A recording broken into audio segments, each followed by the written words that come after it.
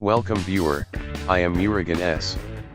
This video tutorial describes how to fix waiting for cache error in Google Chrome. Click Customize and control Google Chrome. Click Settings.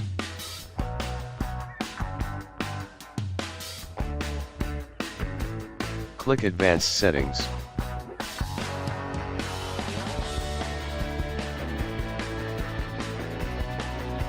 Click Restore settings to their original defaults. This will reset your startup page, new tab page, search engine, and pin tabs.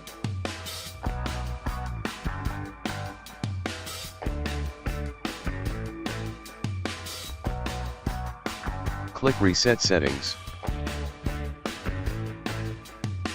Thanks for watching. I hope this video tutorial helps to solve the problem. Please like, share and don't forget to subscribe my channel. See you next video.